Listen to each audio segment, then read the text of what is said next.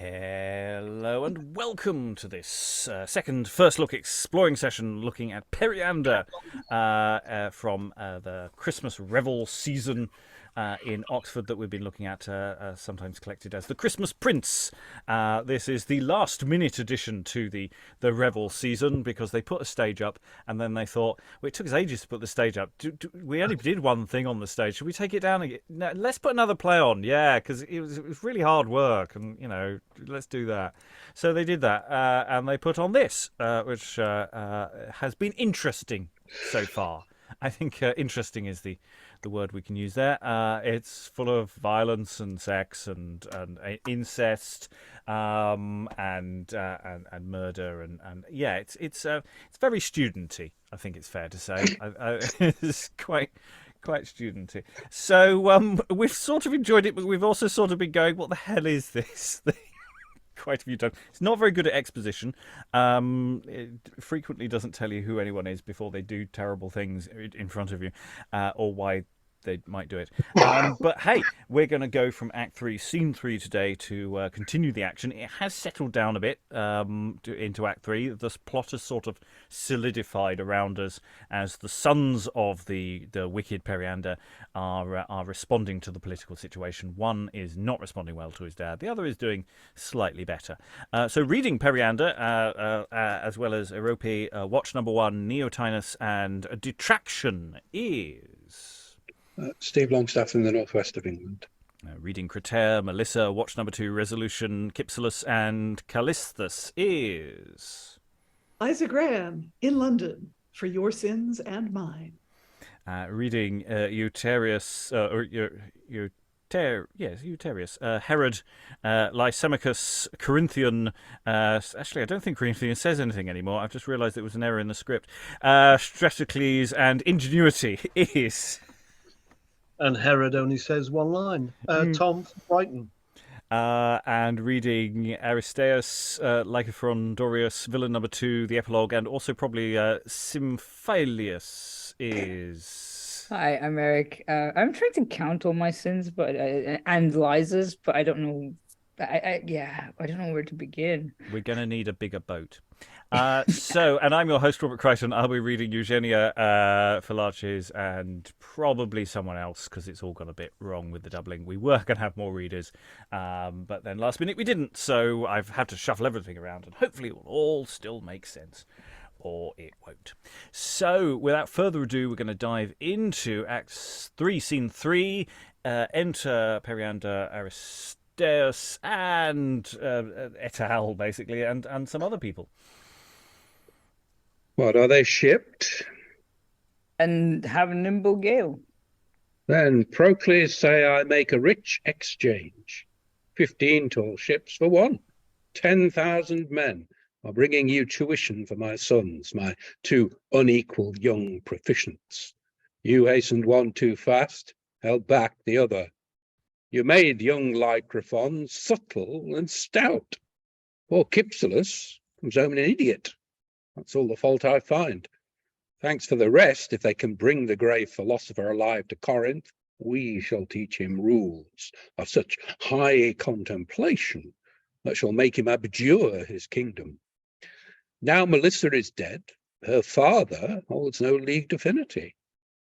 Must he return my sons with caveats to outface me with stern silence and contempt and steal the duty of my best son from me? To fire him from his Epidaurian towers, I'll arm the very schoolboys of my land and snatch young virgins from contracting hands.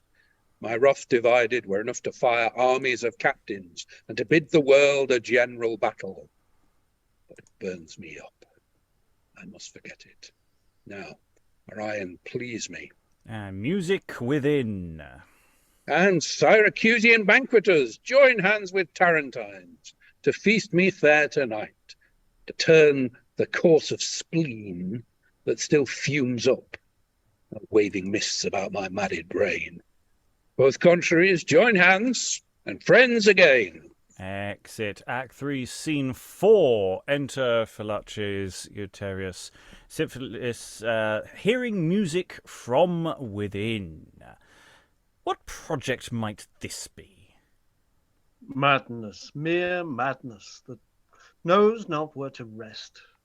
In the midst of sport, his black thoughts will return, unless he has drowned them, and then his dreams will make him sweat and quake. Now grows the ripeness of his tyranny to its confusion. Periander was learned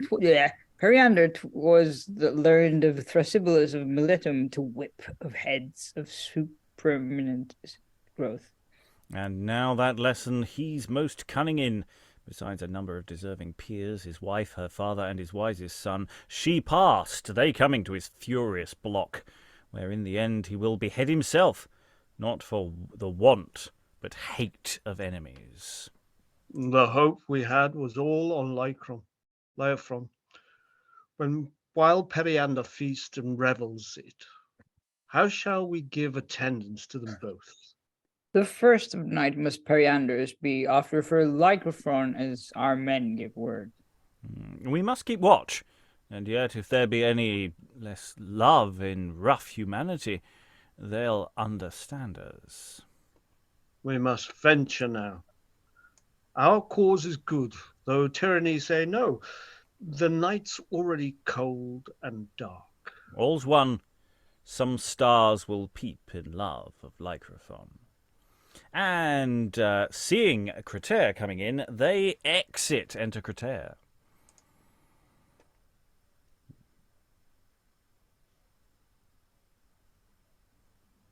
Let them be Jupiter and Venus, then. I should have called them honest gentlemen, but that I fear all attributes of goodness. Messian blood so scorched not Hercules, nor Aetna's talked of bowels half so hot, no rage of youth above my appetite. This night's high hope hath given it violent breath. Twice in his best sobriety was he yielding. Now he prepares himself and knows it not. Music and wine steal reason from itself, make it resigned to passion, which the eye must usher for. There's Aristaeus' daughter. Amongst this little troop of revelers, now his undaring glances fly at her. She shall give fire, which Bacchus shall maintain, drowning his other scouting faculties, while I watch time to take my part of spoil. To Crataea enter Eugenia and Aerope. After these, Aristaeus from another place. Madam, the king wants company, and wonders whether you are withdrawn. And madam, you are called for too. His mirth would have been higher, but that he missed you both.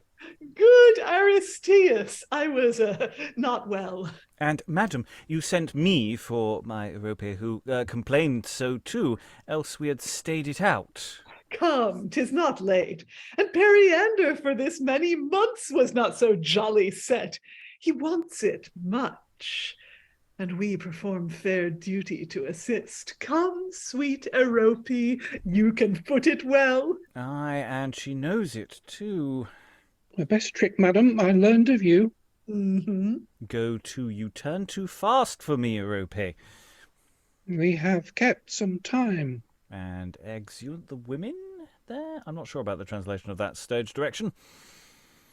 Is it to ease his his load of discontent, or to dissemble it, or to try the friends and patience of poor Lycrophon this night? Sure it is but painted sunshine. Act 3, Scene 5. Enter Philarches to Aristaeus. Aristaeus, good night. I have my leave, and am all sleep. The king himself will presently to bed. Good night, Philarches. You are too hot at hand. You think your young blood can never be tamed. Exit Aristaeus. I must maintain a longer course tonight, and dance in boots too, and without all light, yet some god send, albeit but mutual voice, that we may hear our poor prince Lycrophon, yet in this treasure richer than his father, clear and not starting. Enter Euthareus and Symphilus to them in Act 3, Scene 6. well said, sirs. Met you not, Aristaeus? Not since you went. It is well. We would not have them talk of us. Welcome we may be, soldiers one day, sirs, to walk dark round, eavesdrop an enemy's camp, though we come halting home fort we must venture. 'Tis late, Philarches. Shall we forward? Aye. Whatever rest our Periander have, God speed us, and our good prince, God save. I'm going to stop there because the dramaturgy gets more complicated in a moment. But yeah, there's some revelling going on. There are some hopes and expectations from Crataea there. Crataea seems to have a plan or some hopes or music playing. We don't get to see Ryan playing the harp. We just know it's him, isn't it? It's clearly the harpist from earlier. Music playing, stuff going down. How are we feeling? Any thoughts? I'll especially go to those who've been here before and may have a hope in hell of knowing what's going on. But yeah, the king's maybe had a bit to drink, so he might be persuadable to his mother's intentions. That seems to be where I saw this going. And yeah, I think she's just waiting for him to get blind drunk so she can do the deed of darkness. Literally in the darkness, yes. So yeah, that does seem to be the plan. That does seem to be where the text is taking us. Are we sort of keyed into the text now? Shall we go forward? Eric. Well, also all the characters seem to be missing the prince, aka Lycrophon, who's like the sort of seems to be the expected heir, I guess, even though Cypselus, I think, is meant to be older. Just because, like, you know, he's apparently Cypselus is dofter than his brother. So yeah. Other thoughts or questions at this stage, as we say, get back into the room, because I think we're all a little jaded since a week has passed since we last picked up this text. No. Yes, Liza.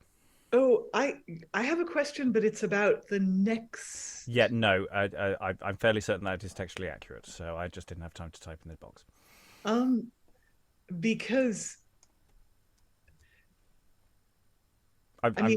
I have. Okay, I mean, if you want to go ahead with it, fine. But I have things that I think happen. Okay, go on then. Okay. I think he sees her. I think miseret concurso is a direction for Periander. Mm-hmm. Yes. Yes. And I think those last two lines make more sense if they're the end of Melissa's speech.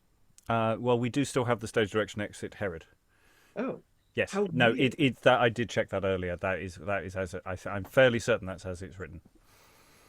So it is a random thing that the audience at home don't know about yet because we haven't read it yet. Okay. Yes, let's see how this goes because the text is a bit odd and a little confusing because we have various stage directions. Act 3, Scene 7. So we have the entrance of Melissa's ghost. Melissa was killed earlier. Her shadow crosses the stage with a furtive step and stops at Periander. Fie, incestuous. No, earlier. Here, Periander. Oh, yeah. Here, Periander, where you called Melissa. Looking inward into the bed, and Periander flees terrified, seeing Crataea. She continuing a little farther off, as if stunned. Fie, incestuous king in boundless lust, giant in villainy that mountainst up horrid offence against the trembling stars.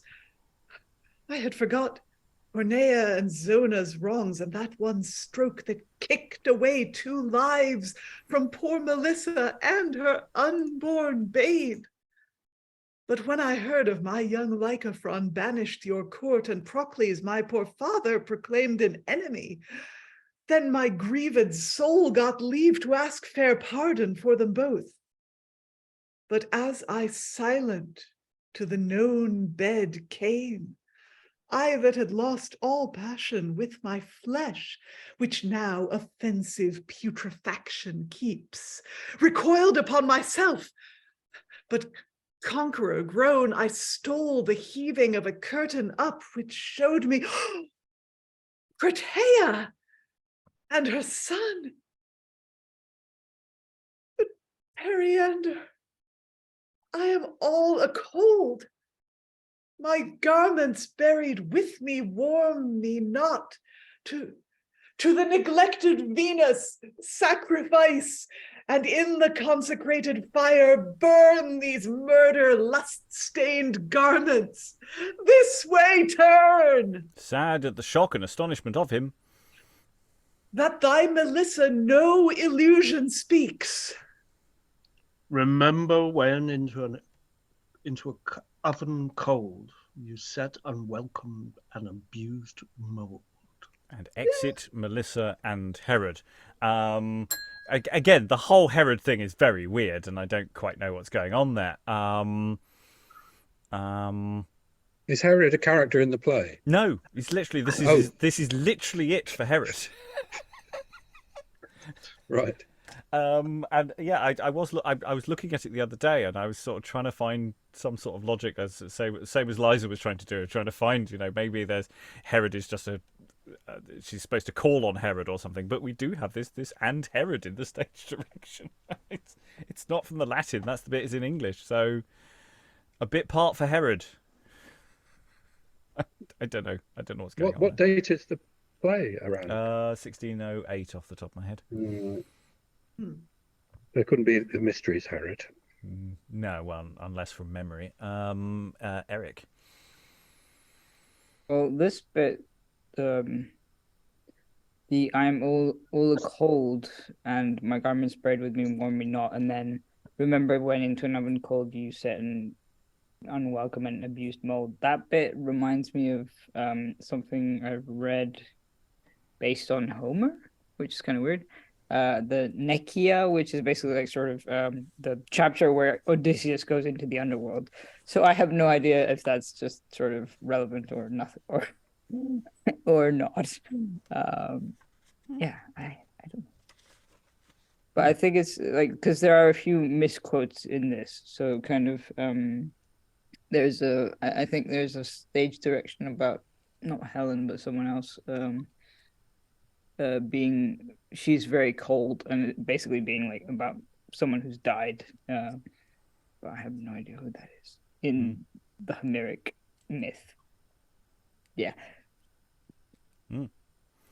Okay, well, we've had this moment. Let's read on and sort of complete this unit of action over the next few scenes, and rattle on to the end of the act and see if we get a bit more clarity. We've got some slightly confused stage directions still. Question of how to precisely translate the Latin, of which context will probably help after I've read it.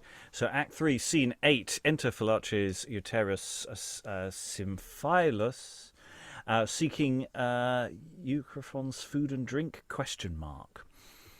'Tis villainous, senseless objuration these vulgar has in causes that they think strong.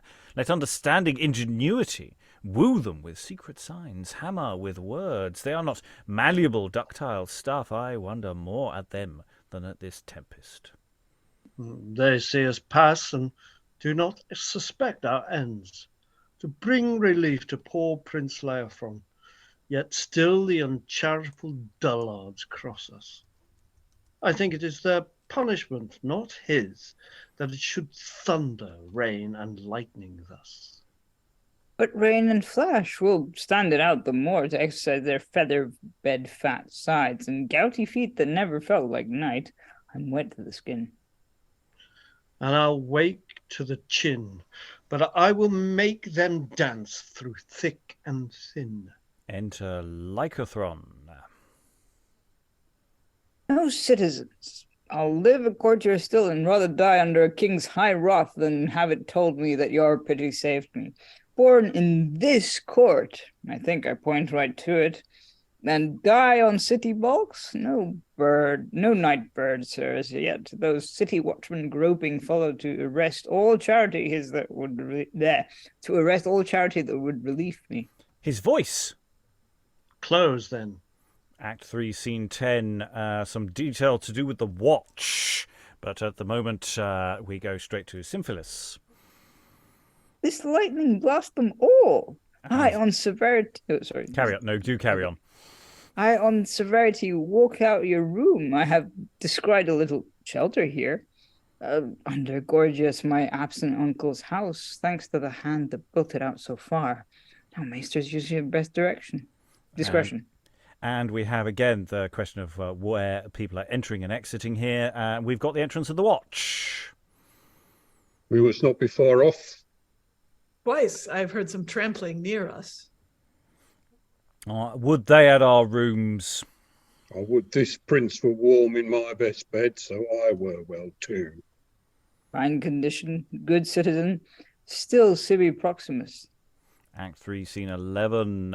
Enter Neotinus to Lycrophon, etc. Oh, sorry. Master, kind master, sweet prince Lycrophon. You're not far off. Oh, hear me. I am sick. Yet I will follow. Philarches locked me up, but his kind window let me escape to find you. I do not care for Periander's chiding. I will steal through this fearful tempest too, all wet and dirty, yet my heart is good. Good master, speak. Your voice will make me well. I'll starve and die, but I will find you out. Act 3, Scene 12. Enter Lycrophon again. And heaven thus angry too? Then power your wrath down at one clap, sparing the harmless flocks and goodly trees which now ye blast and tear. Mold all your thunder and stuff into one bolt to end this tempest on poor Lycrophon, which with churlish porters turned me from their doors. Wait a while, anyway. In this sad night, for fear of high displeasure, their very dogs were now afraid to chide, and yet they would. Are these court neighbors? Do but suppose a new catastrophe of Periander reconciled, then dead and Lycrophon proclaimed his lawful heir. How would they run and strive to tear their throats with acclamation? Yet amongst the rest, by the kind fair light of a trembling flash, which but for fear of treason would have stayed, I could descry my kind Philarches twice approaching me. But by the dogging watch was still kept off, and others muscled past, but who I know not. Kind friends, I suppose, that durst adventure in this horrid night. I, a king's son, thus hungry, cold, and wet, so near the abundance and warmth of court, Fortune can turn her wheel about apace. Within this hour the 4th day's morn will be, since sleepless, foodless, houseless I have walked, worse than 1,000 pestilential ills, declined of all. And yet before the gate where I was born, great Periander's son, some 4 dales more days? I'll breathe then farewell, Lycrophon. And Philarches and Symphilus suddenly offering food and drink, his name and voice. Who's there? Simon? Kind silence. What, gone again? Then heavens love them both. Alas, I have forgotten now to feed. Having been given the food.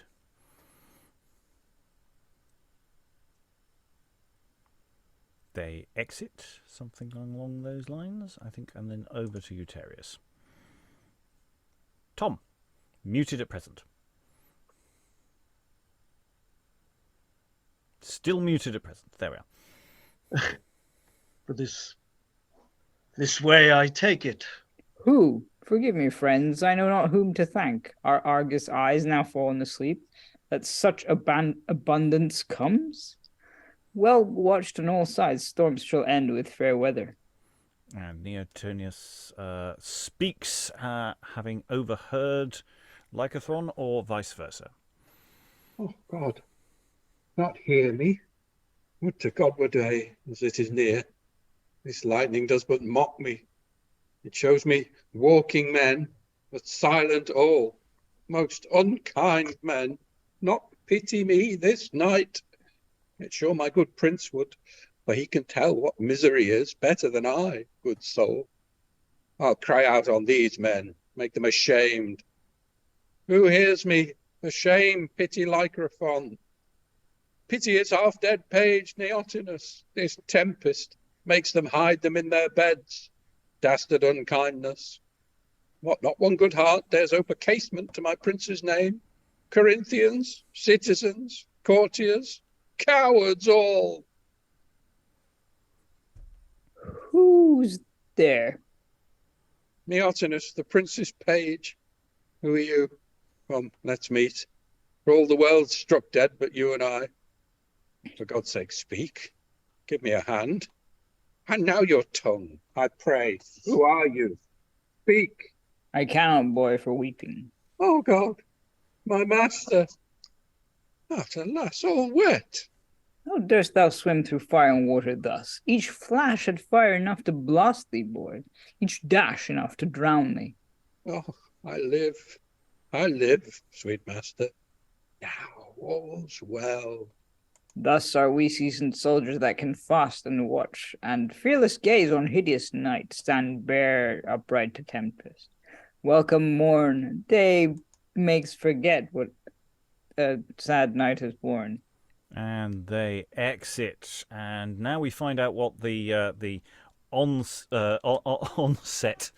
commentators thought of the of Act 3, as we go to the Act 3 chorus of resolution and detraction. I pray, sir, to tell me, does your story say that he was watched thus all the night and day? He has boldness of a barren poet, too, to feign a tempest. Judgment. Shall this go? Sir, thus the scant and scattered story says, that weather, grief, and hunger in 4 days did pine and spend him to a fear of death, that his industrious friends successively attempted to relieve him, but an eye from every corner flew that kept them by.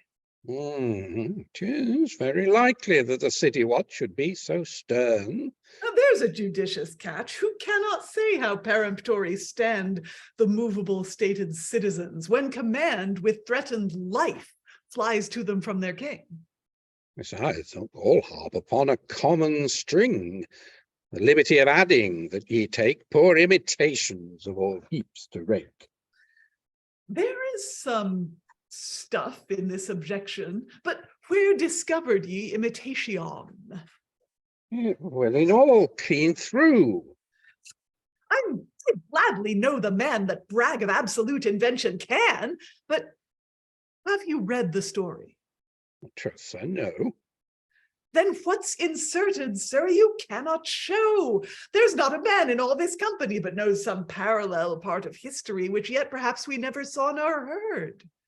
Nay, by no means. Wish I ye should be bared of your invention's praise. Prithee, sit still, hear all, then speak with thy best skill or will.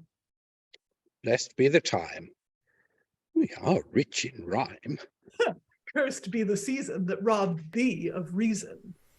And with that panto flourish closes that little sequence. I mean, yeah, as ever, one is very much on the side of detraction often here, because they're pointing out things that are sort of odd about the text. And yes, it's sort of now that we've got to the end of it, now I have an idea what's going on. Yes, they're going out and they're trying to feed the sent away son of Lycrophon.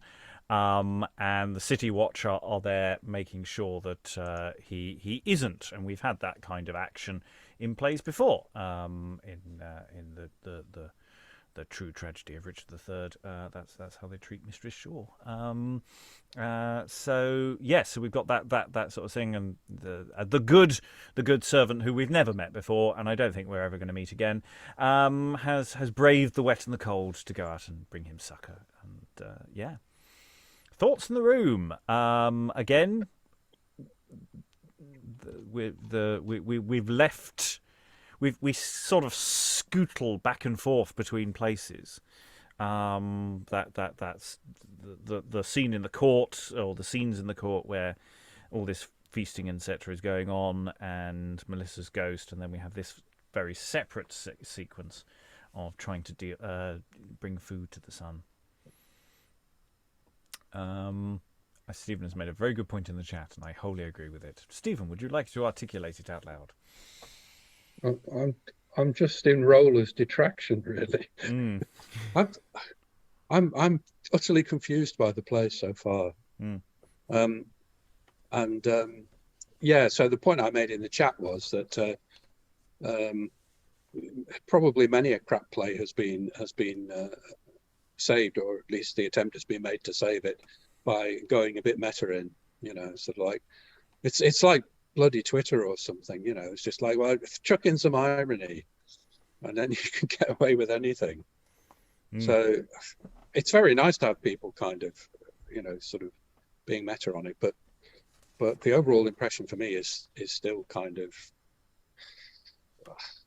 it just feels really, really chaotic. I can't get a handle on it at all. No, I think we're keyed into it more because we were here last time. That was exactly how we started.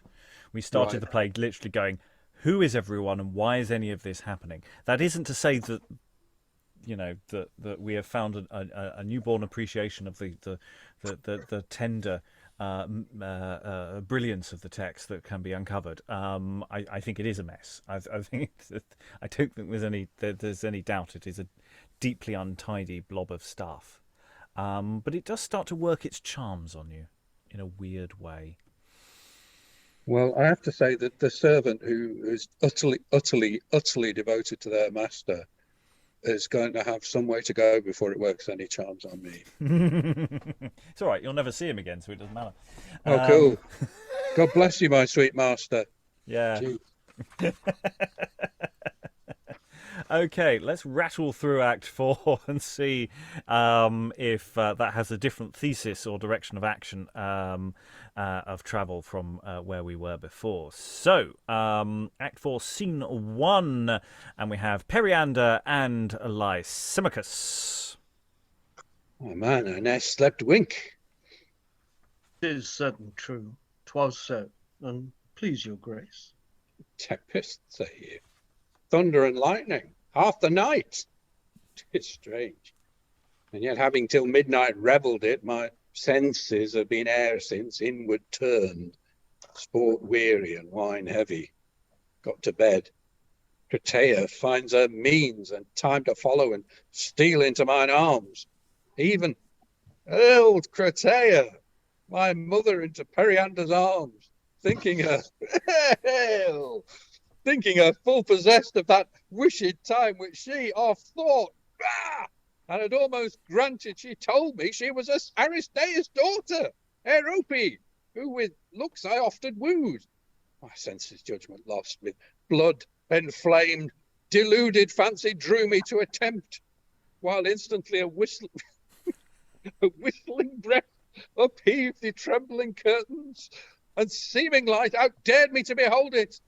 Then I saw my poor Melissa, and I heard her too, but in such shape and language that ere since, Crataea by my strangers frighted out, my fancy has been all in terror drowned, beyond the violentest object of all sense. Now the fresh breath of the gracious morn dispels the utmost relics of all fear. The fit's past, and imagination sleeps. Lysimachus, how hear ye of Lycrophon? My fresh cares run on him. That all this night that he hath stood out with wondrous patience. Stood out, Lysimachus. And we'll come in and once more offer grace. Act 4, Scene 2. Lycrophon happens to bump into them. Now am I grown in love with my own person, that can think how at these windows I have oft been held in arms of kings and queens, and lords and ladies, with subjects' eyes of reverence and good prayers. Yet now from thence and here divided, see myself a beggar, and yet patient be. Were it Periander's or Melissa's gift above the world, this patience doth me lift.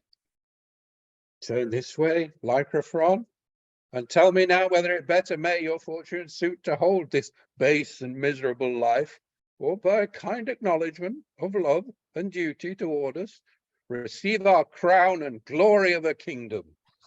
Yes, thou mayest be Periander's son and Corinth's king, if from that wrong thou holdst me in suspect, sad consequence have been. The worst is mine, for I was author of it. Now, advise whether high place of envious eminence or lowest misery content thee best. Lay by sad discontent, love thy fair duty, and so re-enter Periander's court. What says my Lycrophon?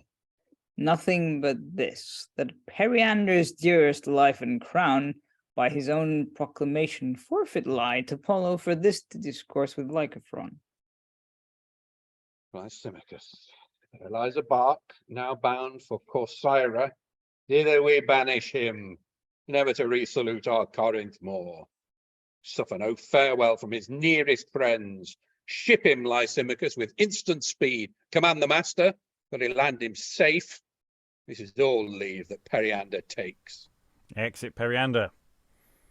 Corinth, farewell, and Periander too, for neither Lycrophon shall never woo. Melissa, sir, Melissa. And they exit whispering to Lysimachus or something along those lines. Act 4, Scene 3. Enter Crataea and Periander. Sweet king, recall this doom on Lycophron. 'Tis not for love of Lycrophon you speak, but new insinuation. I repent me. His brother Cypselus is sudden sick. Well, go you and bind his brains. 'Tis no matter. There's nothing to be lost or much diseased. I tell you, your son Cypselus is sick, man. So is Lycrophon. So am I. And so are you, Crataea, mother. 'Tis you and I that have the shaking fits. 'Tis care of you and yours that makes me so. I must not use to thank you for that care. I do but ask your love for all my care. You've had too much on it. Begins to sour. I never saw the inside on till now. Great Periander, I beseech you, leave these melancholy passions. When you leave me, I will when I shall leave to be your mother. are you my mother? Some other officers have passed between us than from someone mother. Is it come to that? Then I'll repent me too. My Lycrophon is mad, Cypselus a fool, and yet a plague beyond both these, there is Crataea, mine other mother is. Not mother now, nor Crataea. This needed not. Stage direction, something to do with the knife, not sure what's going on there. So sudden, to attend there. 'Tis no matter. 'Tis past your love's help now. Heaven's grant. Oh, she stabs herself. She stabs herself with a knife. Okay, so let's do stab with knife and then so sudden again. So sudden? Who? Attend there. 'Tis no matter. 'Tis past your love's help now. Heaven's grant this blow may expiate my part. Yours will be next. Farewell. And dies. Farewell. What little work gives end to weary life. I lack but one to help and welcome. And yes, enter Act 4, Scene 4. Enter Cypselus, Eugenia to Periander. What are we left? The world's not yet unpeopled. Here's new breeders sought. I come to beg for Lycrophon. 'Twill not be. That way turn both and weep. And some tears from me reserve. There will be need. Exit Periander. For any kind friend I can easily weep, but now of late, and yet I know not why, I ne'er could love Crataea. Killed herself.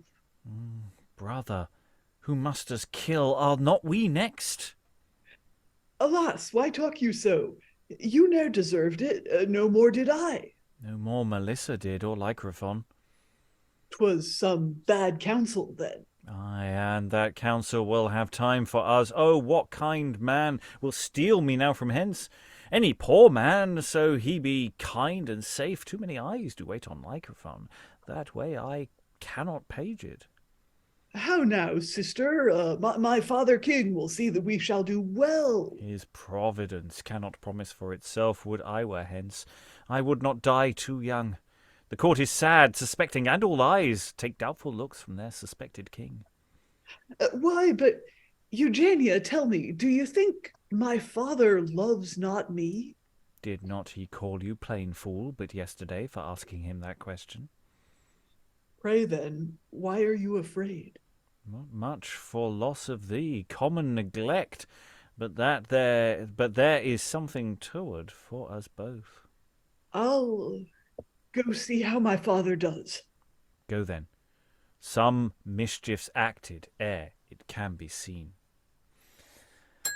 So there must have been a bit of a gap between that scene and the previous scene, because they're sort of, unless they just stepped over the body of Crataea, there's something odd happening there in the dramaturgy, because there's no exit for Periander, but they sort of come on and, unless he's they seem to already know. So I'm not quite sure how that works. Something's off there. Even with the slightly odd dancey dramaturgy that we have here. Any thoughts on that? Because I'm just a little confused. Well, you know, this play goes so incredibly hard, you could have them entering and finding the body. Yeah, because Periander's speech, because he basically does say basically continue as they enter, so it does seem that this is a continuous action.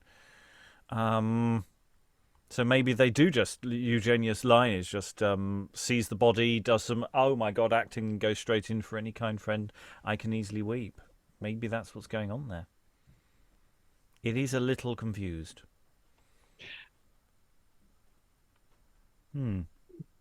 Anyway, the scene is not technically over, so we'll just run this on. Liza, could I ask you to read Eugenia for the next little scenette of action? Because yes. I'm coming on as Philarches. So entering to Eugenia, we have Act 4, Scene 5, Philarches, Eutaereus, and Symphilus enter. Alas, he's halfway there. Eugenia, where? To Corcyra banished, Lycrophon, I mean. But 'tis but 3 hours since this morn, and we saluted him, relieved him. And yet see what work in the last hour of these poor three has followed. By herself. See, it would make sense to have the body on stage for that. Yeah, it does sort of have that flow, yeah, doesn't it? Yeah. By herself. Only my father knows why. And we can guess, Eugenia. Your love to Lycrophon is as high as ours. We'll follow him with my provided means. For God's love, for your love to Lycrophon, let me steal after too. Eugenia, no. There's general danger. We have set a watch. Shall Larum you fit time for scape and means our fears foresaw? And we have lost no time. We give no counsel. You are wise enough. No stay for compliment to Lycrophon. Farewell. My sisters will attend you near. Farewell, good gentlemen. Your loves are dear. And exits and suddenly returns, addressing Philarches. Philarches, when you come to Corcyra, get me my brother's picture, truly drawn. Let it be your first token. I'll requite it. Meanwhile, in the next gallery hangs Melissa's. There I'll go gaze till it hath drawn some tears for Lycrophon, while to our country's gods I kneel for all your safeties. And exit Eugenia and presumably other people as well. So that all does seem to be one unit of action, doesn't it? Okay, I don't know who clears the body. I don't know how that gets cleared. I mean, maybe it stays there for the rest of the play. I wouldn't put it past this play.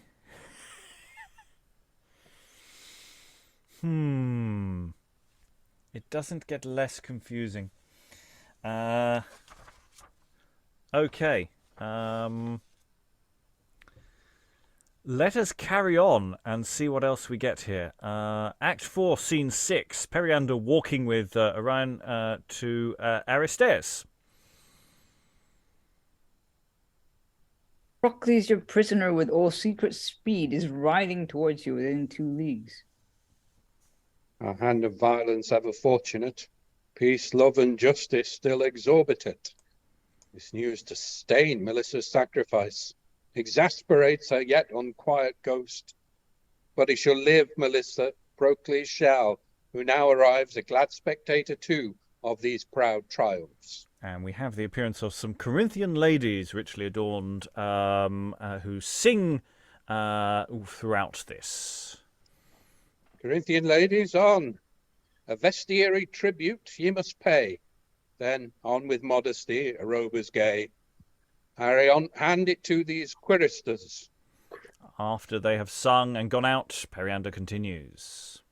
Thanks. Though we may not view your difference, Venus must have the roses of their blush, unmasked to her. And, for Melissa's sake, change to a paleness of kind sympathy. Perform it, soldiers, boldly and modestly, the melting jewels to a statue turn, which for Olympic conquest I have vowed to Apollo.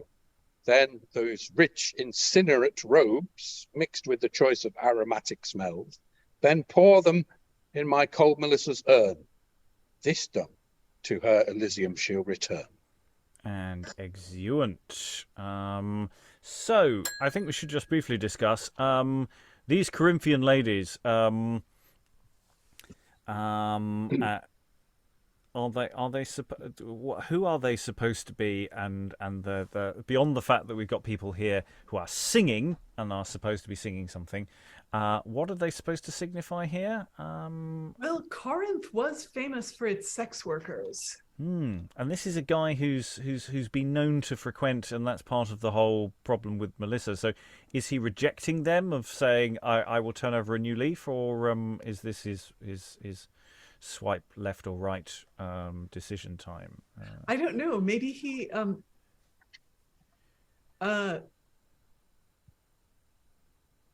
maybe he's taking their rich jewels. I mean, it seems prurient. It seems like he's saying that they have to take their clothes off and give them to him, and he'll give them some kind of new garment, like something. But then he by the end he gets jewels from somewhere that he wants to melt down to make a statue. And then he's going to burn their perfumed robes to take Melissa back to Elysium, so she'll stop being a ghost and haunting him, maybe. So maybe he's getting the courtesans naked for a sacrifice to Melissa. Who knows? Yeah, I don't know. Yeah, it sort of follows a certain twisted logic. I don't know if Stephen is agreeing. I don't know. I'm just wondering who these people would be. It's probably there in the rest of the play, but I'm wondering if these are choir boys or undergraduates. Because we have a cathedral, don't we? So we must have a cathedral choir, I guess. I mean, I think they're all Oxford students, but that isn't to say they're not using other people from other institutions. Well, Oxford colleges famously have choirs. Yeah. Okay. And the choirs include choir boys. So. So it might be that's where those particular figures are from. Yeah, where does that leave us with the sex workers thing, though? It leaves us in the usual territory we have with Boys' Company Place and this kind of material of okay, slight worrying ick factor, but there's plenty of ick already, isn't there? It is laying the ick quite thick. It has to be said. Okay, I think I can ask Liza again to read Eugenia for this sequence coming up. If you end up talking to yourself, I will step in and be Eugenia again. You've got a reference to mirror in the picture in the middle of your speech. You can just skip past that because it's already sort of hinted at. So Act 4, Scene 7, Eugenia alone in one hand carrying a mirror and in the other Melissa's image. Help, help, ye watery planets. I am spent. Tears flow not fast enough. For Lycrophon, this picture has not power enough to draw their vaporous matter high enough for sighing. Methinks I should have stream enough for both. These eyes beg from my brain to furnish them, but my suspiring heart prevents them both. Look once again. Why now I thank you both. They came together in divided drops. This is Melissa's picture, very like her. Yet now methinks 'tis Lycrophon's, very like them. This glass says 'tis Melissa's. This glass lies. 'Tis perfect Lycrophon. He's not like me. I was most like my mother. It's true to me. Again, still Lycrophon. Be it so. Kind fancy retain no other objects but these two. Act 4, Scene 8, enter Periander and Lysimachus to Eugenia. Lysimachus, will thy leisure serve to see? Who's that? Stay. What sayest thou, man? All the world do my king's due service. Eugenia, you shall be a traveller too. Furnish yourself with company as you please. He's hardly halfway yet to Corcyria.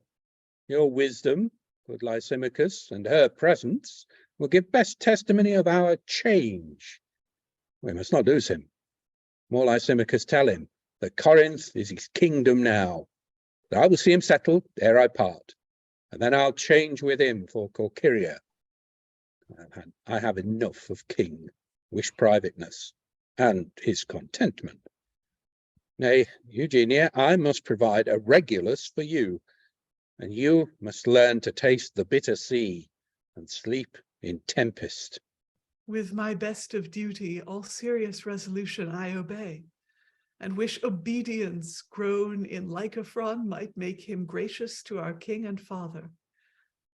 But where your grace talks of a stooping change, if without breach of duty I may speak it, I would not willingly be messenger. Tush, thou art woman, poor Eugenia. I know the heart and worth of Lycrophon. I know how sweet beginning kingdom is, how all unpleasing to himself and men, and lawless o'ergrown tyrant is. Strange direction to do with cloth and ears, which I don't understand. Carry on. Lysimachus is not as good resigned this glorious trouble with self-willingness as be thrust out with foreign violence. I find myself the horror of the world. Reply not. Haste ye, here is Corinth's crown. And he gives Lysimachus a crown and necklace. And Periander's oath. Tonight we'll feast. Tomorrow, farewell. Here's a heart wants rest. And exit. So, is there some sense of remorse, a shift in direction going on here? I'm not sure what that thing, that midline cloth ear closeness thing is. I don't quite know what's going on there. I don't think it's actually a proper stage direction. I think it's actually just referring to something that's actually being spoken about, but I don't quite know what's going on. But he seems to be giving up his crown. Maybe sleeping with your mother does that. I don't know. And the corpse of your wife. Yeah, but that was medicinal. And prostitutes. And that was medicinal, so that doesn't count. Yeah. This is an area of wellness that I was not previously. No, I'm not expecting to see this on the Goop website anytime soon. Okay, let's try not to get sued. Okay, so the scene continues effectively as we go into Act 4, Scene 9. We have some Greek. So we have transliterated in square brackets at the side of the actual Greek. So attempt to pronounce that if you wish as we go, or just sort of mark it and move on depending on your personal taste. And then we'll have a little chat about what's actually being said a little later on. So, Act 4, Scene 9, Aristaeus enters to Eugenia. Madam, Neotinus is dead for grief. He might not go along with Lycrophon. Mandicacont was in thy hand I found. Apollo's ancient sad prediction of Cypselus, my grandfather, and his sons. My first desire of seeing Lycrophon was too remiss before thou brought'st this news, and now 'tis ominous. Help me to repeat that Pythian oracle. Cypselus Euteireus. Help her. There was Basileus, Come on, Eric. Pinoio, Literally, the text told you. Corinthu. Aftos. Dos, que pedes, perdón, Yemen, ugedi pedes. Cypselus Eutiereus, famous Corinth's king, he and his sons, but not his sons' offspring. Yet we must go. Shall we not wrack at sea? And with that burden of a tyrant's crown lose our dear lives? Heaven's protection dispose of us. Danger at home does front us, and oracles have dispensation. And Act 4, chorus now. We find out what the chorus thought of this. They're sitting at the side of the stage. They have been throughout the play. Resolution and detraction. Say I be holding to my patience. Would I could suit it with just recompense. Oh, Lycrophon was quickly gone. The haste was wished alike by sire and son. For your Crataea, as in every scene, so in the last coherence was but mean. Such consequence as diverse stories give, we take, beg pardon where we do not thrive. But ye talk of conquest over Procles got, but the manner, I've not seen a jot. Now speak'st thou like the ass of all thy school. Fighting and shows please women, boys, and fools. Well, then belike penning and action is all your glory. No detraction. Our little practice and much idleness, our weakness in them both bids us confess. Reward writes well scholars, but learn to speak, mongst who better ordered studies break. With numbed joints writing many hundred lines, detraction with thy numerous affines, no he condemned thee in his first of thoughts, and that some 40 of these here have wrought his willing pains. Come, are ye ready? Says, the epilogue is past. Who homeward stirs? I'm sick, I'm mad with it. Who'll help me out? Nay, by your favor, we'll have one more bout. Fox! Whister, nose, face, you! Prithee, be quiet. There's no way out. What's left I will not buy it with the least minute's torment. Then you shall. Heaven, I'll study to disgrace you all. We've locked the doors. You think you are hoping the epilogue's coming, but no, there's an Act 5. We've had 23 epilogues, please. So this is a horror story, not just for the characters, but for the audience. I have been in shows where the idea that, yeah, we've locked the doors, you can't leave is a genuine terror. I mean, yeah. There's definitely a sense of direction here. Is this a college performance? Yeah. So it will be in one of these medieval halls with a gallery. Mm. So it literally is kind of like the Muppet Show then. Yeah. Yeah. But I wonder if the gallery is a kind of place of honor for, notable dons or something. And there might be a little bit of mixing stuff up by having these people in there with them. I mean, it's possible. Usually they put the musicians in the gallery, but I'm perhaps just they're wondering. closer to the stage. Yeah, I mean, we do have the additional account of what these revels were like around this text that we haven't got round to doing yet. So we've Okay. just been we've got this collection comes with two comic-y things that we've done and had reasonable fun with. This terribly serious drama, a few in Latin which we're looking at getting translated, and also an account of the whole revel season. So we're sort of working through the plays in their own right at the moment. Okay. But there will be more data on this. Certainly, we know that when Detraction first appeared, people in the audience thought they were real. There were someone actually complaining about the show, and someone got confused by the meta theatre stuff during the actual performance. And that there was also too many people wanted to see the show and they couldn't all get in, and so there was a riot outside that had to be put down.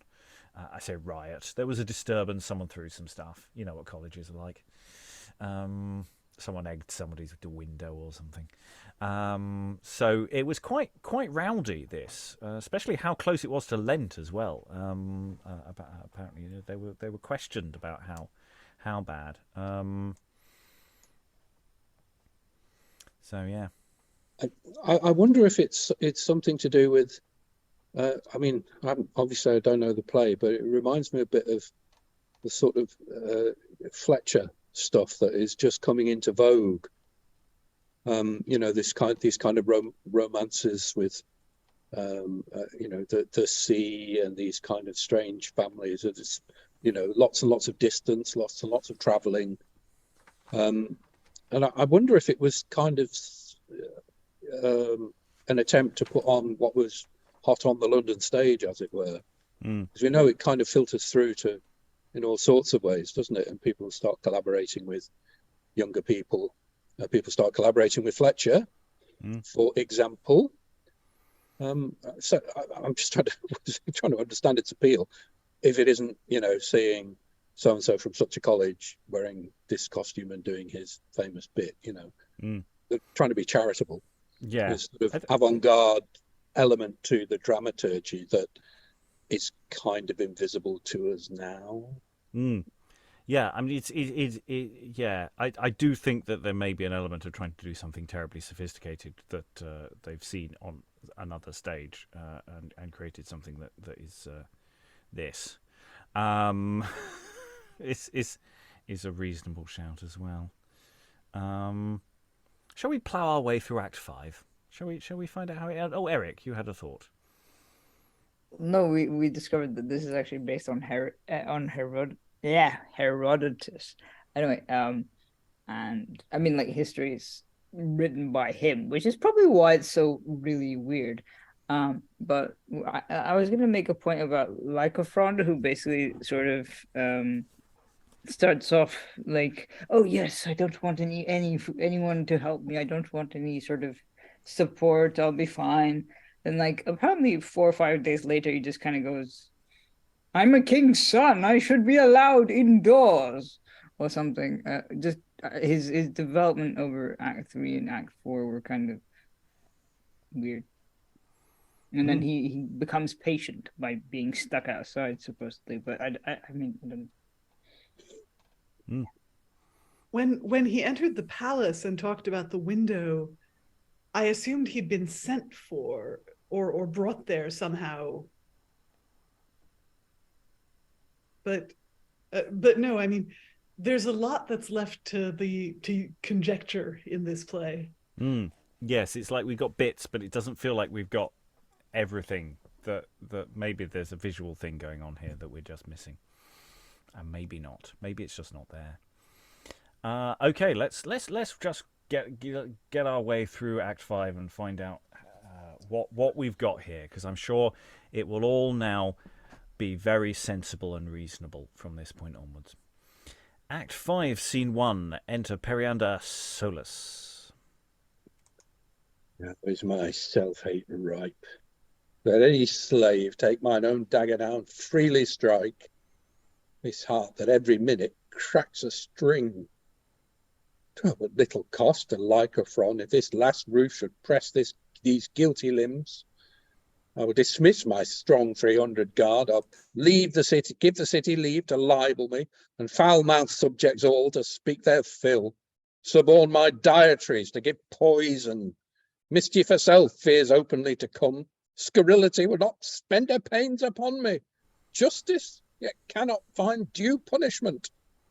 I have anatomized myself, and find myself a brief of mischief general kind. Act 5, Scene 2. Enter Aristaeus. May it please your majesty, here is the book your grace inquired of. Didst thou ever read it?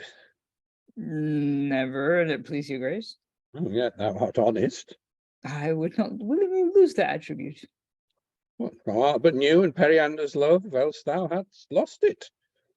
I remember, man, the poppy heads, weak witless honesty, ne'er live-long friend with active tyranny. Reserve thyself for Lycrophon. Farewell. Exit Aristaeus. 2,000 verses on the life of man. I've been studious in my time. Well, read. You see, higher calon, propetia episthalis. Quietness is good, rashness danger. Well, who knows not that? Schoolboy sentence this. Once more. Ai edone tate athenate time. Honours immortal, pleasures wear away. Was I thus good, that I so much of heaven? Read more. This meditation has some relish. And the book falling out of the hands. Cannot. A black mist has drowned mine eyes. My bonus genius is run away. My senses faculties have overdone their common receptacles, lost his gates.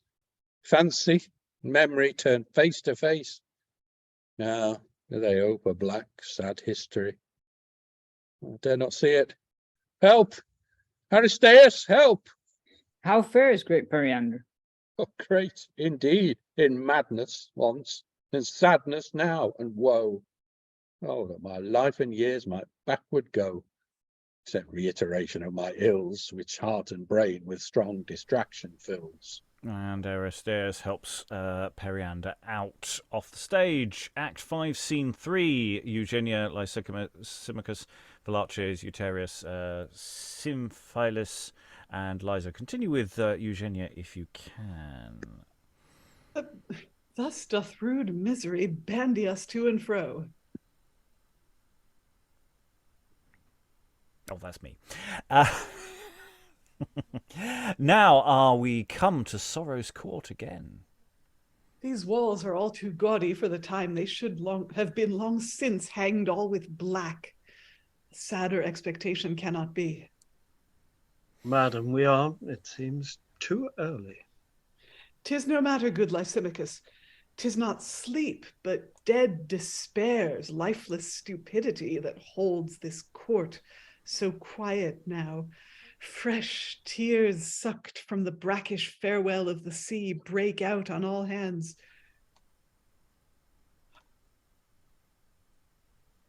Good Philarches, help to bear to Periander, woeful king, what those vile, barbarous islanders have left of innocent Lycrophon. Sweet Lycrophon. If any nook of all this spacious court have but one eye of dull security, now it shall sparkle out in fire and tears. Tender despair run mad. Myself begins to feel a passion of a frantic lightness and carelessness, what after may ensue. Alas, sweet madam. Tush, Lysimachus, thou tells me now of comfort, innocence, of both these Lycophron had fuller hand than any in this inauspicious house. Come, gentlemen, it must be told at last. And this, and we, and all must have an end. And exit everyone there. So bad stuff's happened to Lysimachus, Lycrophon elsewhere. Yes, he died in Corcyra, I guess. Yeah, so again, it's sort of like this stuff is mentioned, but it's not. It's weirdly unimpactful in the way it's related, because it sort of just comes out of the blue. It's like, what? Huh? Who? What? Not enough. Act 5, Scene 4, we have Cypselus, Solus. Can we run that? Yes, we can. Even though it is still Liza, but you don't talk to yourself. But It's now fine. I'm someone else. But now you're Cypselus. Oh, my troth, 'tis strange. I have the finest dreams of any prince in Greece, but even now I rise the sooner to remember it. Methought my brother Lycrophon was come home, but using still his former sullenness, he would not speak a word to his kind father. Then, in an angry mood, methought he called for Cypselus, placed me in his chair of state, gave me a wife, fair, daughter to a king. And he himself, methought, did marry us. Then on a gallant chariot was I set and borne in triumph through the attending court. It doesn't say exit, but I think he then exits. Act 5, Scene 5, Eugenia and Philarches enter. Philarches, would we were at sea again, were it but thou and I. My father's looks have filled me all with terror and presage. What, shall we yet steal hence? Hast thou no friend that can secure us? Good Philarches, speak. Thou art too dull of counsel and of love. I see no drift for counsel, object for love. Methinks, too, such as you and I might find when danger goads us, wit and means for both, to fly from grip of fear to arms of love. Madam, by heaven, honour, love, and safety do you devise, I'll do my best for means. Then to thy house as secret as we may, the danger's near that bids me wish away. And Act 5, Scene 6, enter Periander, Philarches moves off. Serve. Eugenia, dost thou like it? What, father? Why, the slaves of Corcyria that slew my Lycrophon, lest I should come to live amongst them. I've sent command to geld 300 of his chiefest youth. Would Neptune had the power to swallow up their straggling hand to the levelled deep. God have mercy, good Eugenia. 'Tis well we all speak concord, kindly all. Oh, hark, Eugenia, how they wrangle. Who? Melissa, Crataea. And hark again, there's Lycrophon. How honestly he speaks to make them friends, yet how they fly from him. See, how they fight it out with flaming brands. Well, poor Melissa's babe comes creeping after with fresh supply. So breathe. To it again. Father. Good father. Periander. Huh? No, 'twill not be that thou wouldst ask pardon, girl, for the young boys of Corcyria, wouldst thou not? Stay, I shall see my reason to deny thee. And exit Periander. Philarches, Aristaeus, gentlemen. Oh, quickly enter, break the doors. Is there no rescue? Better do it myself than stay for lingering torment. Gentle earth, shake out a passage through these stubborn walls, or show me some preserving little vault. His eyes are daggers, every grip a rack. Heavens protect me. Yep, Eugenia, help. So, he had a face of majesty. And Yes. Lycophron's corpse being pulled out here or something like that. I'm not sure Yes, what that he holds up the dead body of Lycrophon, I think. Yeah. Scepter, hold this. 'Tis this is inheritance. And this, 'tis this. Now he injurious fates. Return me back the soul of Lycrophon. Look, Eugenia, how they smile at this. 200 of them, is there not? The ghosts, all the friends and foes I slew. Stay, Eugenia, there's a question yet. It must be decided. They'll have Cypselus. Ye shall, judicious ghosts. I will end all now. Exit Periander. Nay. 'Twas Melissa's. Wear it like a front, if it be dark in hell, this will give light. Now should he answer if he were alive? How prettily he looks. Re-enter Periander with Cypselus. Come, Cypselus. Cypselus. See, what a consistory of suffragants have changed my purpose. Let them see. He did usurp thy right. Thou states it well. Thou canst not speak for Lycrophon. He can come thank them. Thank them. Long live Cypselus and Periander and Eugenia. Long live a man. Long live a fool. Suppositions bastard. Hold, sweet father. Now, be it so.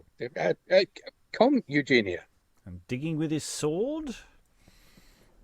Now, all's even. Nay, we'll make short work. Our tomb will be a princely mess for death. I have it yawn till I come stalking to. Then, hand in hand to hell, we'll sadly go. And they exit. So, yeah, gone a bit mad. Gone a bit mad there. Bit of grief, bodies, dead. Everybody's dead, it seems to be. Revenge, death. There's a lot of that. Yeah. Thoughts? So wait, did he just kill both of them? Did he kill Cypselus and Eugenia? I don't know. I don't think so. I am confused as to whether who dies where and how at that point. It's not very clear. Does she kill herself? No, it looks like he kills them. Yeah, looks like he kills them. And so when it says, that that must be what that slightly confused stage direction is. It must be he stabs her at that point. Come, Eugenia. It seems to be what's going on there. So when Cypselus sort of wandered past earlier, he's sort of sauntering by, and then he gets steadied at some point. Gone well. Eric. I wouldn't want to be the stagehand to clean this up. Just because, it's a lot of stage blood and a lot of, dragging bodies on and off, isn't it? It's a bit like Hoffman, but, less funny. Yeah. Eugenia seems like an actual character, though. She actually wants to live. Like that, quickly enter, break the doors. She wants someone to rescue her, even at the last. Yes, there does seem to have been some effort to do something with that character in the way that I'm not so sure has happened with some of the others. Whereas they seem to be doing effects rather than actual character. Where there does seem to be something going on there. Okay, well, that's gone well for the family. Act 5, Scene 7, Philarches and Callisthus. Callisthus, does not heaven burn with comets? Flies not a general pestilence o'er the land? Do not the ancient dead resign their graves for want of room? Do not opposed ghosts of innocents and murderers round the court, and furies with their extinguished fire lay siege to us? What mean you, gentle sir? Act 5, Scene 8, enter Periander. There's one will tell you. Exit Philarches. How now, good Callisthus? By Periander's love, rich as the world, healthy as heaven's healthy as heaven's best influence can make me. Feelest thou no alteration? None, great king. Nor seest nor heardst of any? Yes, Philarches speaks strangely. Comets, pestilence, and graves, and ghosts, and fire. How grew he to this language? Now, by the all-seeing Son of Heaven, I know not. What, is he touched already with remorse? Callisthus with the death of Lycrophon? This night should I be murdered. Would this night I might deserve your love of many years by venturing my prevention and revenge. My heart and tongue are both of one stuff made. I knew it. 2 hours hence, at midnight's point, one of their crew, just at the first park gate, with one touch of a cornet, gives a sign. Then what shall follow, by my soul, I know not. 'Twill not be hard to watch and speed him sure. Alone? Alone. There may be metal in him of one that starts not at equality, yet I'll be wary lest he coward it and shun me in discovery. At their lodge there are pits, lately digged. There bury him. I'll set the keeper far enough at work. The fairest stag we have must die ere morning, Callisthus. I have full possession of thee. Walk, talk no more. After dispatch, return, and take some fear from thy disquiet king, or let an even violence end us both. And exit Callisthus. Act 5, Scene 9, Stratocles and another to Periander. Now, Stratocles. May it please your majesty. Lysimachus sent us hither. Prithee, tell me, how many has he left me undismissed? Of full 300 armed, there were 40 left, but now unarmed. For I most esteemed, you two come first, which shows your different loves. There's work in hand this night, must be done. This is the subject, understand ye me? Our gods forbid there should be treason toward us. There is. Of public executions I'm even weary, and because 'tis fresh, their captain shall have his dispatch tonight. Your task, for half hour after midnight, is then at that ominous yew by Juno's temple from the first park gate, you shall meet a slave that is not worthy to have hand in treason, yet one that gives the word for all events. Speed him, and to the fish ponds drag him hence. Good, let me hear. Of such unworthy stuff the very fowls abhor in hardest winter, and then return. There are but few of us, and we will keep a quiet, private court. This numerous pomp is troublesome, dangerous. I have said. And we obey. I shall expect. Disguise yourselves. If any stop your pass to our bedchamber at your back return, the word shall be, the stag was down too soon. Exeunt all of them, Stratocles and the other. Periander remains. Or easy pity, worthy ignorance. If another Periander should succeed, I'd do them kindness. Act 5, Scene 10. Enter Dorius and other followers. Welcome, welcome, sirs. Times of danger, thus we muster up our willing friends.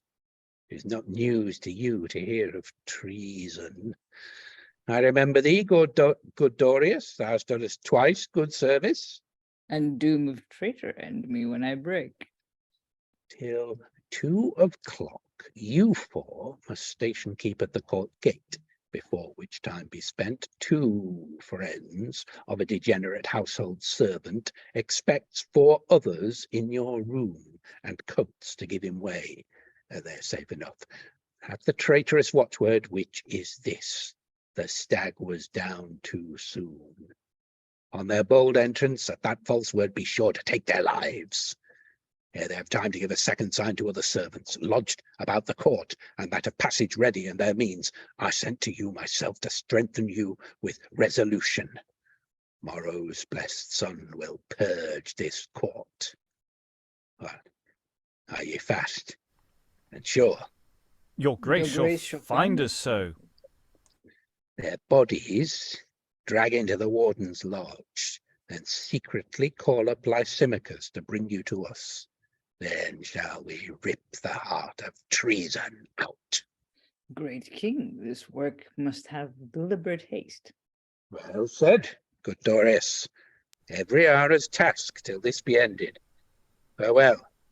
Farewell, great king. Exeunt, leaving Periander. Binding condition. 'Tis does wish thee dead. Exit Periander. Yes, I think we should briefly discuss this sort of... Is it a sort of domino murder plot that one person has to take out the other to take out the other and then they're all dead? Is that how it works? Yes, I think his self-loathing has led him to murder not just his children, but to set up his entire court to murder each other. Well, I suppose it's a hobby. It's something to do. It's quite intricate. I assume it's going to work. But who knows? Maybe it's too complicated. It took me a while to sort of figure it out, but yeah, that seems to be what's going on. So shall we set the clockwork in motion and see how we go? There might be more set up for this, but who knows? Act 5, Scene 11, Philarches, Eutareus, and Symphilus. To Samos, I. We've lost Eutareus. He's gone to Sicily early. Tom? I apologise. The speech prefix has a slightly different spelling, but it's the same guy.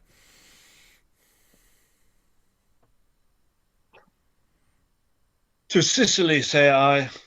I'd rather sneak out Athens here. Methinks we should not part. Tush, Eutarius, 'twill sweeten our return going together. We wanton out our travails, which are best when we have least of home acquaintance with us. Each step I set on Corinth's bloody soil, astonishingly succession, strikes it back. Farewell, Philarches. Farewell, Symphilus. Our ceremonious farewells are all past. You must be grave intelligencer now. Farewell. We must not troop it.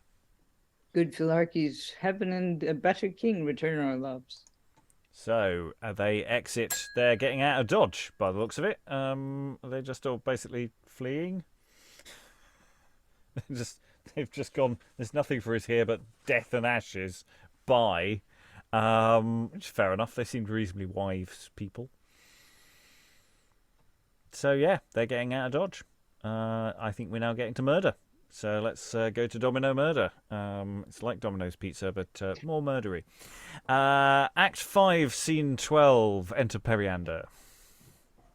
Now my contriving brain and active hands, commanding tongue, directing eye and heart to all, consenting all with all have done. Nature would give more time to do her wrong. But I have made a baron in the blood of high nobility, and antipathy grows from my person that she dares not breed. My sap has killed my very body sprouts.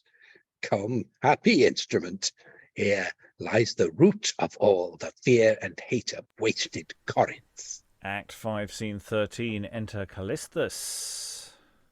This cornet hath given music to that king, and had that king's reward. Beshrew that hand. And this is a very confused bit with swords and men going to the grave. We're not quite sure what's going on there. Act 5, Scene 14, Enter Stratocles, who is lead them to the grave. I fear we hardly shall discern that tree. It is so dark. Keep close upon the wall. The style will give us easy The style will give us easy guess of distance. We are near upon it. Good fortune speed our hands. No more. This darkness is not prattler's friend. Act 5, Scene 15, Callisthus again.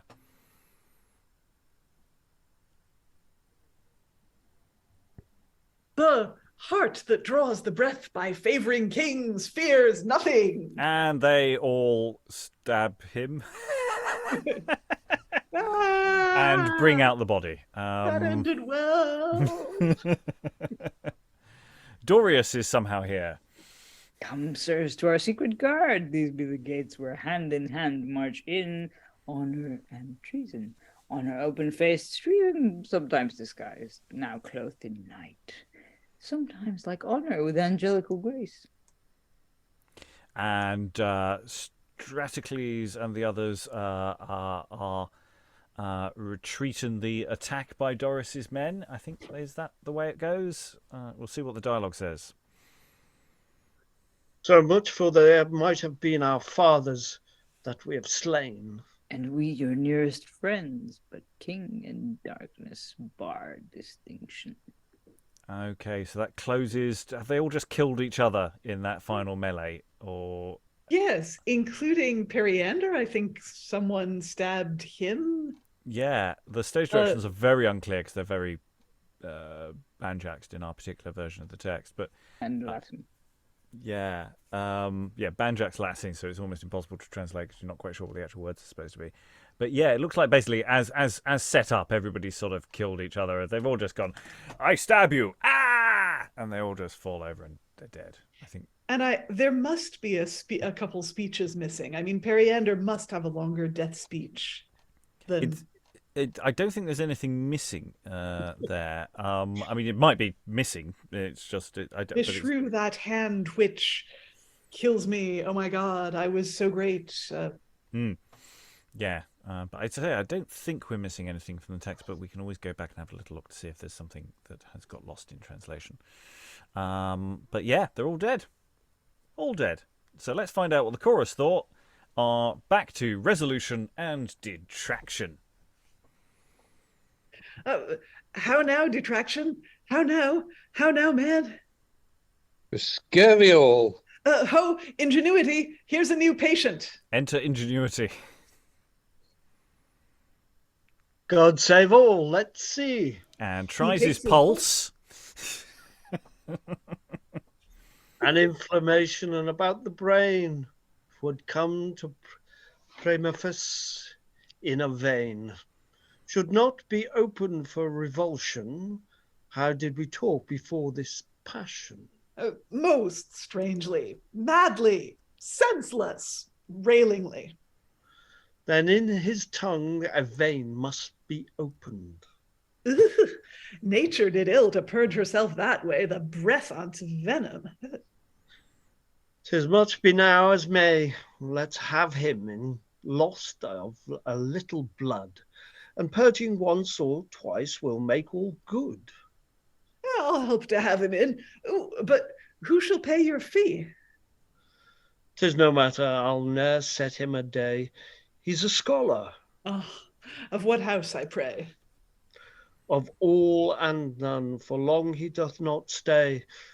In any place he boards in town frequents, all exercise, especially the Lents. Come, talking will not cure him. Help him in. He's scarce worth curing.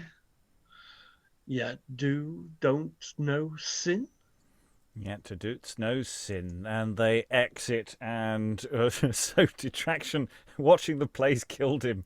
He's collapsed. Well, he's at least unconscious. Yeah, it's just, I quite like this idea that, yeah, the play ends, everybody dies, and then you see the guy at the side of the stage just goes thunk. It's just, oh, great. Is there a doctor in the house?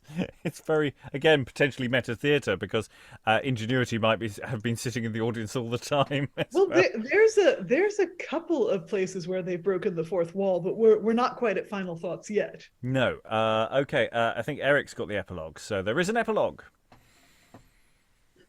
Gentlemen, welcome. Our great promises we would make up, yourselves must needs confess. But our small timbered actors, narrow room, necessary of thrift make all short come. Of our first apprehensions, we must keep our ancient customs, though we after creep. But we forget time's limits now 'tis Lent. Old store this week may be woefully spent. Our Former shows were given to one called Lord. This, and at his request, for you was stored. By many hands was Periander slain. Your gentler hands will give him life again. And it ended. Why would you want that? Sorry. After he killed all these people, why would you want to applaud him?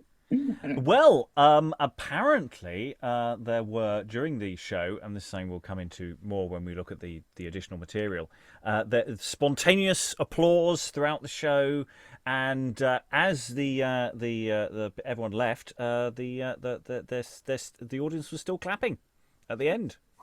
So as they're trying to leave, the applause was rapturous. People loved it. Apparently, it went down lovely. There's additional bit. A certain gentlewoman, upon hearing of these last two verses, made two other verses, and in way of an answer, sent them to the prince, who, having first played Periander, afterwards himself also pronounced the epilogue. So that should have been Periander, but never mind. The verses were these. Liza, could you read those two little lines? If that my hand or heart him life could give, by hand and heart should Periander live. Oh my God, she's a fan. She's a fan of the incestuous, child-murdering. Well, she's a fan of the actor. Yeah. Maybe he was really cute. I mean, who knows? Maybe he carried the show. Who knows? I mean, he was the Christmas Prince, wasn't he? So basically, he was at the beginning, had all that stuff, and then, in the beginning of the last revels that we saw. Maybe, I don't know. I'm confused. So he wasn't the master. No. So Master of the Revels was, apparently his name was William Blagrave. As the person who played Periander was Thomas Tucker. That's the name of the chap, apparently. Well, go Thomas. Yeah, go Thomas. Yeah. So, that was a thing. I really like the meta stuff, and I do kind of enjoy I do kind of think it's an interesting challenge to make this function as a show, because there are bits in this I did really like, and I kind of like the extremeness of it all. But that's just me. That doesn't mean I think it's a great play. I'm just really interested in it. Tom. I still get the feeling that it's a bit like the Edinburgh Festival. I mean, I think it's a play that has raucous audiences, and they all came just for a jolly good time. And as a first read, it was really difficult. But I think by some editing, it had some really nice lines and bits in it. So as a first read, I thought it was difficult, but I think it could be tailored down and be quite powerful. But then you might lose the crowd's enthusiasm for all these deaths and things like that on stage. Yeah, we discussed this last time, what the mode of this is. Is it really a tragedy, or is it just a grand guignol? Is that sort of actually where it's... Are we supposed to really feel for any of these people? Maybe Eugenia towards the end. But are we? It seems to be more interested in the effects that they're doing. I mean, I have generally enjoyed a lot of the student drama that we've looked at, but they've mostly been in the comic vein. So they're sort of just irredeemably silly. Whereas this, I'm also not sure, because it's got this framing device that is funny, and is actually quite funny. I mean, I do think the framing device actually is quite witty, and quite nicely written. I think there's something there that works. There clearly people have watched some Ben Jonson stuff. Or read it, or Night of the Burning Pestle as well, which is just about plausible. You can sort of see an awful lot of things where they've seen some really sophisticated stuff, and they're trying to do something like that. That seems very plausible. Okay, I'm going to go around the room for final thoughts. Eric, I'll go to you. You were waving, but you can incorporate whatever you were going to say with your any final thoughts about the play overall, because you've read the play overall now. Overall, the play. Yeah, I like the framing device, like you said. I just like the last pun that they managed to get in, where it's like, "Come, talking will not cure him, help him in. He's scarce worth curing." I mean, you could have like like cured ham or cured. Yeah, it's just such a bad pun. But I do like puns. They had some good stuff. It's like especially the bit about, oh, but who shall pay your fee? He's a scholar. No one's gonna pay. Yeah, I'm not expecting payment, kind of thing. Yeah, scholars don't have any money. This is a perennial joke that we've got. Yeah, they still don't. Surprise, surprise. Yeah, I don't know. Some parts, I feel like if you know the history, it makes more sense. As in, like, if you know, because obviously these guys probably studied, all the stuff that I'd mentioned that is kind of irrelevant, but relevant in that it's the thing that they hang the plot on. But I don't know if that would help or not, because then you kind of go, yeah, that didn't happen, that didn't happen, that didn't happen. But then I don't know. I'm not sure if knowing the history or like the classical text is based on would help at all. But I do like the framing device so much. It's just so good compared to the rest of it. I mean, Stephen, you've come in halfway through and are totally lost, I'm sure. Any final thoughts you want to throw in? Yeah, it does. It felt to me like it assumed you knew the story already. So I wonder again about the context, if this is like a really well-known story or it's on a set text or something like that. Because dramaturgically, I just couldn't keep up with it. I couldn't tell what was happening or why it was happening. It was all moving, kind of jet propelled, and I was sort of snatching at it, trying to work it out. And that was about. I mean, I read about half the play with you, didn't I? Yeah, so it's you've not done like half the play. Yeah, it's not like an odd scene, So I don't know. It sort of felt a bit like I think I can't remember who said panto, but it was we've got to have this in, this in, this in, this in, this in. You realise we've got to have 43 things in this. Oh, well, it doesn't matter. And then so this is kind of strange. I don't usually have such a problem with it, and the text seems to be corrupt as well. Some of the lines didn't make sense to me at all, and I kind of having the fantasy as I was going through that the guy playing with Detraction was like the actual author or something. This kind of we can imagine a huge, as with Panto. The kind of in-joke casting that we get in Panto, and who's in which soap, and oh my God, Ian McKellen's doing Widow Twankey, is all completely incomprehensible 400 years time. And there may have been an element of that too, that as an event rather than a pure play. A few local celebrities, a bit of casting against type, a bit of casting for type, throw in some choir boys, a bit strategic, strange male nudity posing as female nudity, or whatever it is, and the breaking into Greek, I guess that's a signifier of college drama again, isn't it? Because they do whole plays in Greek as part of the curriculum, and Latin too. So there is a kind of real distinctiveness and context-y feel to it, which is all completely unavailable to me. Yes, and I kind of want to reconstruct it all, so it'll feel like it was worth doing.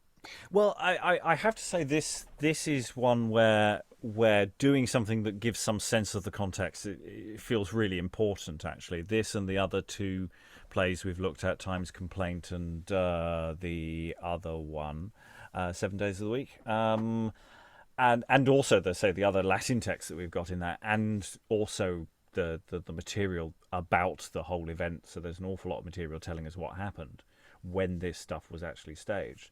So it's less than, is this a play we can do, but is this an event in history we can look at and reconstruct? Because I'm almost more interested in the people making this than I am in the text itself, because the text itself is really odd and difficult to decipher, and seems to be missing that context, because it is self-indulgent.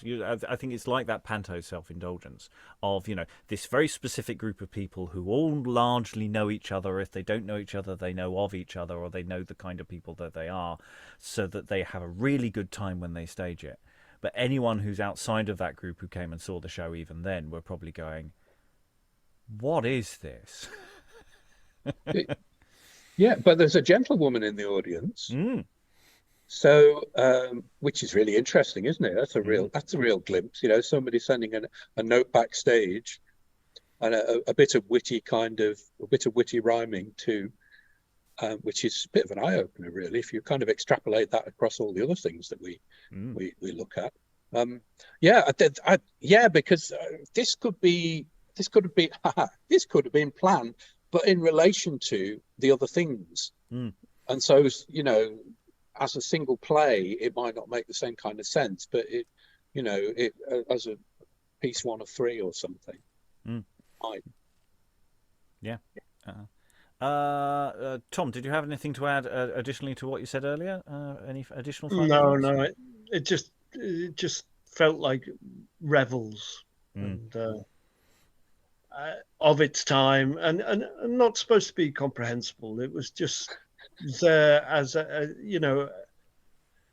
as an event, and it, by all sounds of it, was a very successful event. But